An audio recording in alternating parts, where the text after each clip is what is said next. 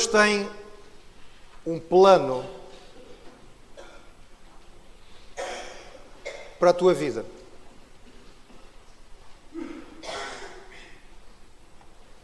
Deus tem um plano para a tua vida.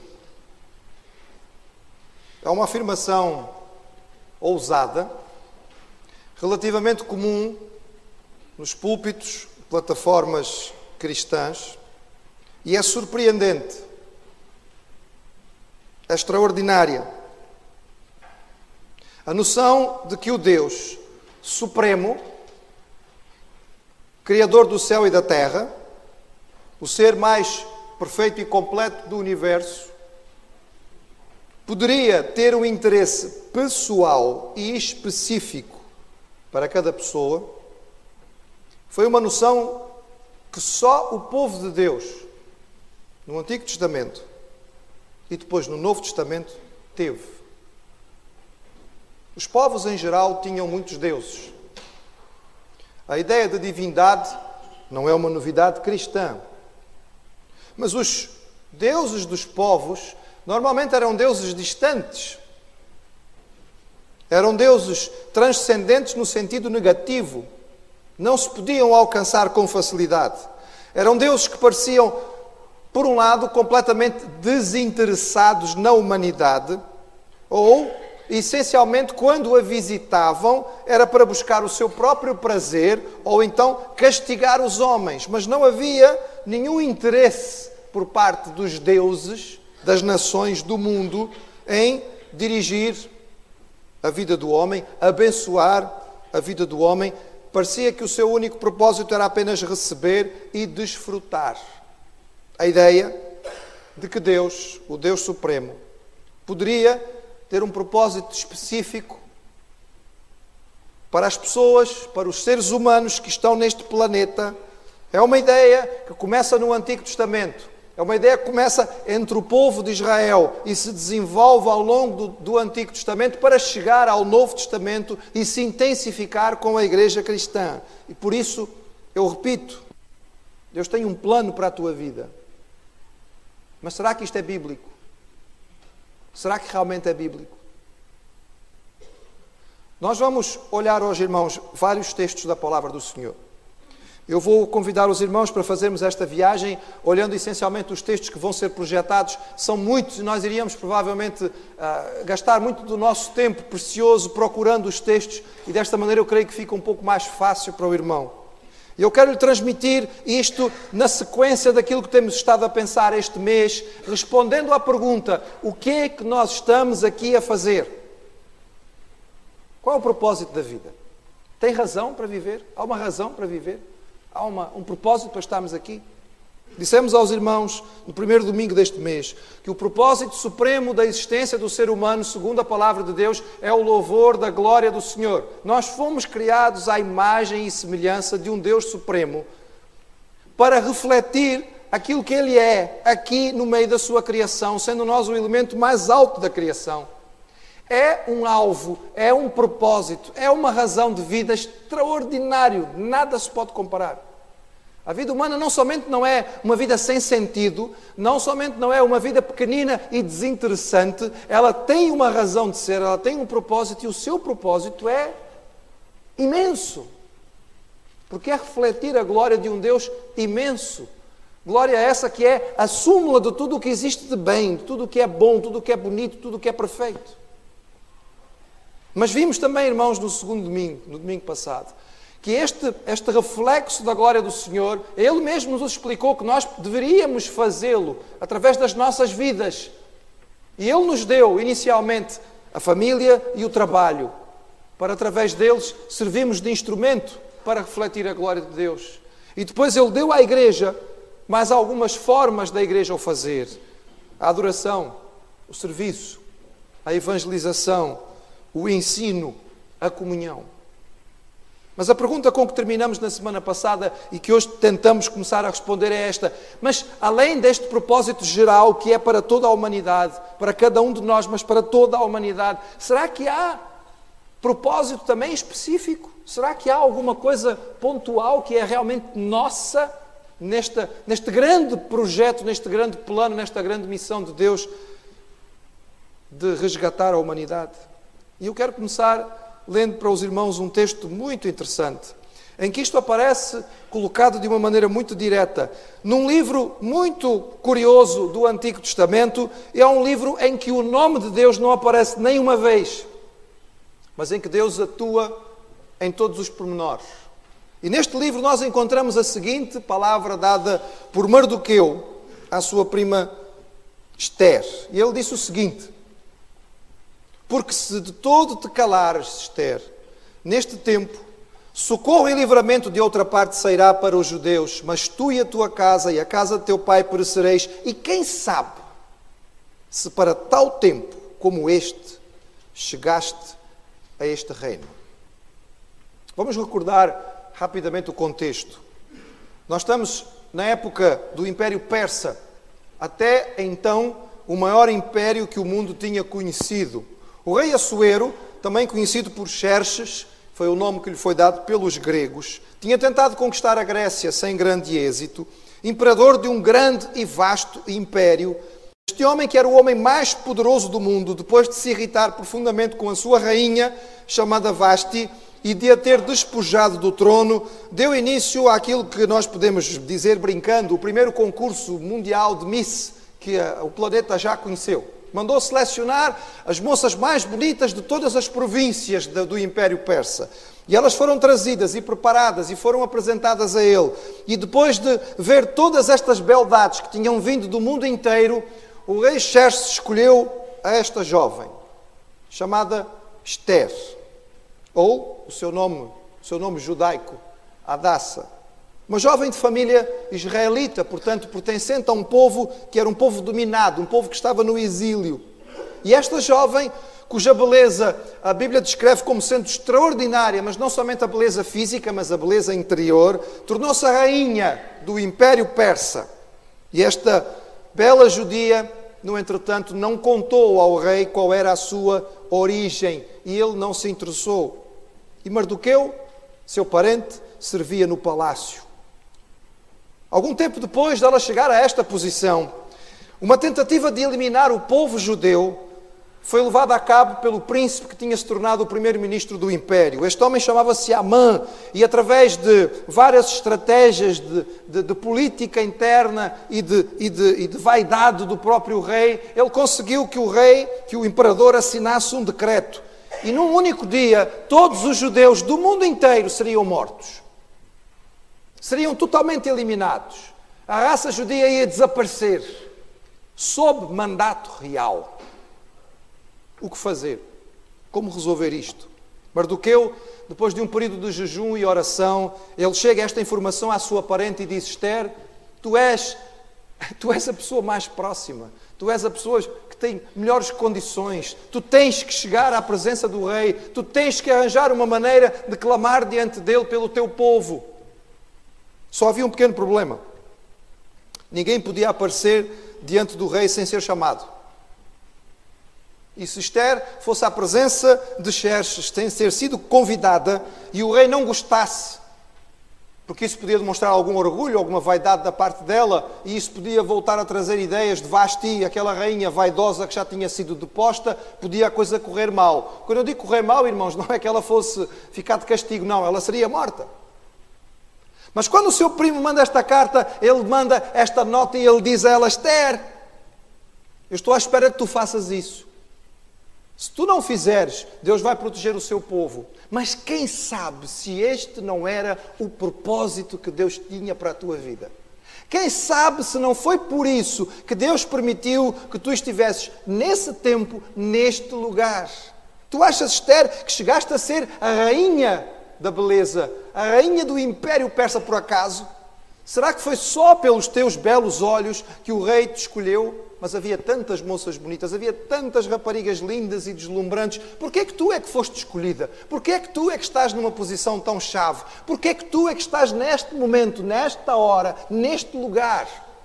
E Mardoqueu diz a Esther, basicamente isto: quem sabe se não é este o propósito de Deus para a tua vida? Quem sabe se não foi por isso que tu nasceste tão bela, Quem sabe se não foi por isto que tu estavas aqui nesta capital, nesta altura. Quem sabe se não foi por isso que foste selecionada entre as moças e foste parar ao palácio. Quem sabe se não era esta a tua missão e por isso Deus permitiu que tu te tornasses a rainha da Pérsia.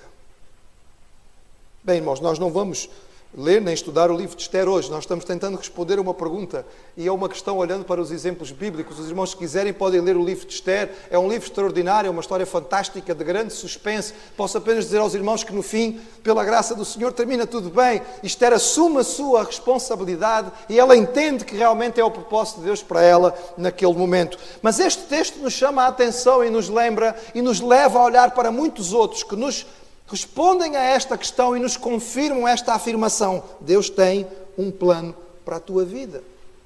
Deus foi ter com Abraão, lá no início de Gênesis capítulo 12. E Deus disse a Abraão o seguinte: sai-te da tua terra, da tua parentela, da casa de teu pai. Vai para a terra que eu vou te mostrar. E eu vou fazer-te uma bênção. Vou fazer-te uma grande nação.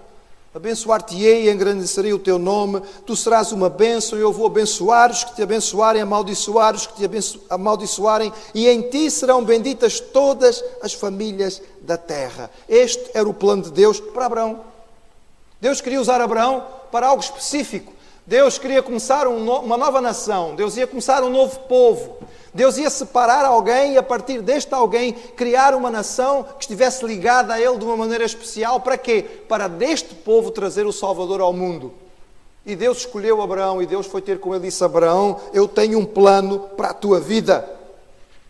Note bem, meus irmãos, o que nós encontramos em Gênesis não é um plano de Abraão. Não foi Abraão que foi ter com Deus e disse: olha, Senhor, é assim, eu tenho olhado aqui para a história, tenho percebido o que tem acontecido, e isto está muito complicado, Senhor.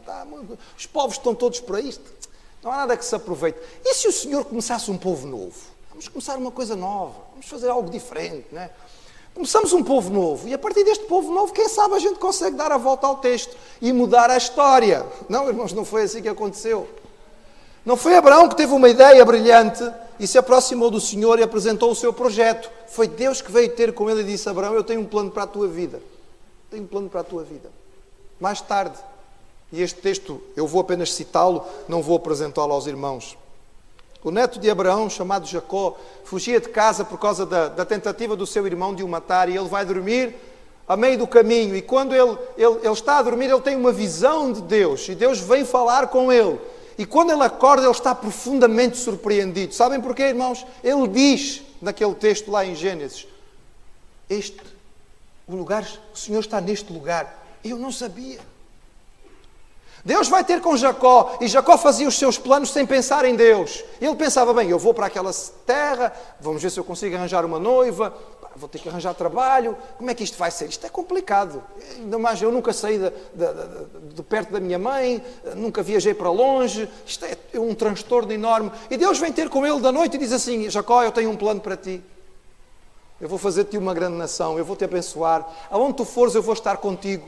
Eu vou fazer de ti uma grande família, e da tua família eu vou fazer uma grande nação, e eu vou-te dar prosperidade, e eu vou estar contigo em todos os momentos. E Jacó acordou assustado e disse: afinal, Deus tinha um plano para mim, e eu não sabia. O povo de Israel estava em cativeiro no Egito, eram escravos, e Deus foi ter com Moisés. Moisés tinha 80 anos.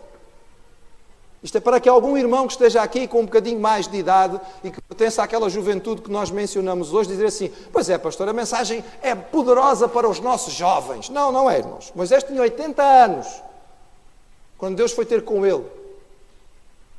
E Deus disse o seguinte a Moisés: agora, eis que o clamor dos filhos de Israel é vindo a mim, e também tenho visto a opressão com que os egípcios os oprimem. Vem agora, pois, e eu te enviarei a Faraó para que tires o meu povo, os filhos de Israel, do Egito.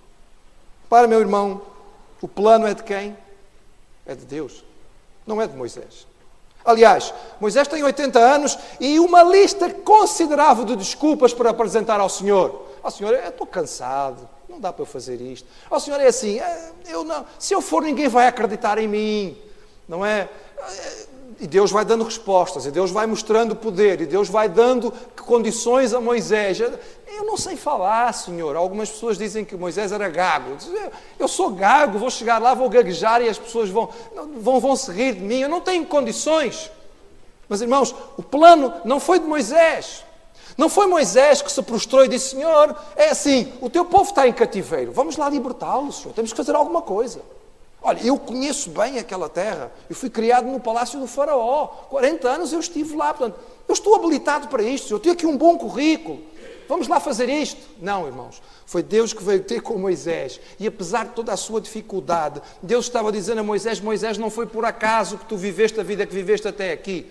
Não foi por acaso que tu foste resgatado exatamente pela princesa egípcia. Não foi por acaso que foste criado na casa do faraó. Não é por acaso que tu conheces a realidade daquela corte como ninguém. Não é por acaso que passaste 40 anos neste deserto, descobrindo como sobreviver nesta terra e como guiar o meu povo por este deserto. Não é por acaso. Agora eu tenho um plano para ti. Este plano é o seguinte: tu vais voltar lá ao Egito, vais falar com o faraó e vais tirar o meu povo da terra do cativeiro. Meus irmãos, Deus não somente tem um plano, mas o plano dele normalmente ultrapassa de forma extraordinária os planos que nós conseguimos fazer. Nós lemos o profeta Isaías dando o seu testemunho. E ele diz o seguinte, irmãos, está lá em Isaías 49. Ouvi milhas, escutai vós os povos de longe. O Senhor me chamou desde o ventre, desde as entranhas da minha mãe, fez menção do meu nome. E fez a minha boca como uma espada aguda, como a sombra da sua mão me cobriu e me pôs como uma flecha limpa, e me escondeu na sua aljava e me disse: tu és meu servo, és Israel, aquele por quem eu hei de ser glorificado. A convicção do profeta era profunda de que Deus tinha um propósito para a sua vida desde o ventre da sua mãe. Quando foi que o Senhor separou e quando foi que Deus destinou Isaías para o seu ministério, irmãos? Quando ele ainda era um feto. Mas se isso é difícil para o irmão, se o irmão acha complicado que Deus possa ter um plano para um bebê que ainda está dentro do ventre da sua mãe, então leia aquilo que Deus diz a Jeremias no capítulo 1. E Deus diz a Jeremias no capítulo 1, verso 5: antes que eu te formasse no ventre, te conheci. E antes que saísses da madre, te separei, te santifiquei, e às nações te dei por profeta. Meu irmão, pense só um bocadinho. O que é que Jeremias era antes de ser formado no ventre da sua mãe? Não existia nada. Nós estamos na fase pré-feto.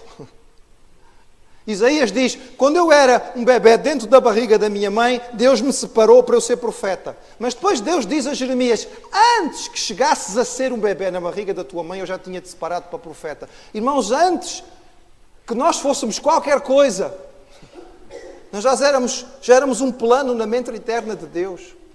Já éramos um projeto na mente extraordinária do Criador, de algo que Ele queria usar no seu plano, na sua missão de resgatar a humanidade. Esta afirmação é tão extraordinária, irmãos, que mexe connosco até o fundo do coração. E o Senhor não diz isto apenas àqueles que eram profetas. Por exemplo, quando Deus está repreendendo o rei Saul e já está tirando a sua bênção de Saul, Deus diz o seguinte através do profeta Samuel, lá em 1 Samuel capítulo 13: já tem buscado o Senhor para si um homem segundo o seu coração, e já tem-lhe ordenado o Senhor que seja capitão sobre o seu povo, porquanto não guardaste o que o Senhor te ordenou. Foi Deus que escolheu Davi para a função real. Foi Deus que separou Davi para ser o rei de Israel. Davi era o 8º filho, irmãos, o 8º filho. Numa hierarquia da importância de filhos, naquela cultura, naquele tempo, o 8º filho não era nada nem ninguém. Sobrou para ele tomar conta das ovelhas. Quando o pai apresentou os filhos todos diante do profeta, porque o profeta veio para ungir um dos seus filhos, ele pensou logo no primeiro, no segundo, e até ao terceiro ele foi. Chegou e viu 7. Nem o pai se lembrava que tinha o 8º. Estava lá no campo. Então já apresentaste os teus filhos todos. Apresentou os filhos todos. Então já apresentaste os teus filhos todos? Já apresentei todos. Não, mas há alguma falha. Deus disse que era nesta casa e que era um filho teu. E só tem... pai, tenho o Davi. Tenho Davizinho. Mas Davizinho está lá no campo, está tomando conta das ovelhas. Bem, alguém vai ter que ir chamar, porque senão a gente não consegue almoçar, não é? Manda lá chamar o rapaz para ver se a gente almoça. E lá vem um rapazinho, o adolescente, com um ar ainda, não é? Com voz ainda fina, não tinha mudado ainda. E o Senhor diz, é este que tu vais ungir. Tínhamos um rei todo bonito, alto, forte. Este rapazinho, unge. Fui eu que escolhi, eu tenho um plano para ele. Quando nós, irmãos, passamos para o Novo Testamento, nós percebemos que esta tónica, esta visão não muda. Nós continuamos a perceber que Deus age da mesma maneira. Veja o que Paulo disse a respeito de si mesmo, do seu ministério, escrevendo aos Gálatas no capítulo 1. Ele diz, quando aprova Deus, que desde o ventre da minha mãe me separou e me chamou pela sua graça, revelar seu Filho em mim para que o pregasse entre os gentios, não consultei a carne nem o sangue. Estamos no Novo Testamento e o apóstolo diz as mesmas palavras que são ditas pelo profeta no Antigo Testamento. Deus me chamou desde o ventre da minha mãe. E, no entretanto, inicialmente, Saulo era perseguidor da igreja. Era um radical. Esta semana, irmãos, eu estava a orar pela igreja naquela região tão perseguida do mundo. Onde, neste momento, há um exército muçulmano, radical, islâmico, a cortar cabeças. Os irmãos sabem porque têm vindo nas notícias. Eu de repente pus-me a pensar, enquanto estava a meditar e a orar pela Igreja do Senhor naquele tempo, e eu lembrei-me, irmãos, que aquele grupo está a atuar na mesma região onde um dia Saulo foi ganho para o Evangelho. É na mesma zona, irmãos, do mundo. Foi lá a caminho de Damasco. Foi lá na zona da Síria, do Iraque. Foi por ali que ele andava. E quem era Saulo, irmãos? Era um radical. Era um radical. E o que é que Saulo fazia, irmãos? Ele prendia e matava. Era esse o propósito dele, era isso que ele tinha no seu coração. E o que é que Deus fez? Jesus apareceu àquele homem de uma forma tão dramática que o transformou de um perseguidor da igreja num grande apóstolo. E eu comecei a orar. Os irmãos são livres para entender ou não esta oração, mas eu comecei a orar e a pedir ao Senhor, desperta, Senhor. Toca aqueles corações. Desperta entre estes radicais que aí estão um novo Saulo. Mexe nestas vidas, revela-te a eles de tal maneira que entre estes radicais que ali estão se levanta alguém para pregar o teu Evangelho entre aquele povo.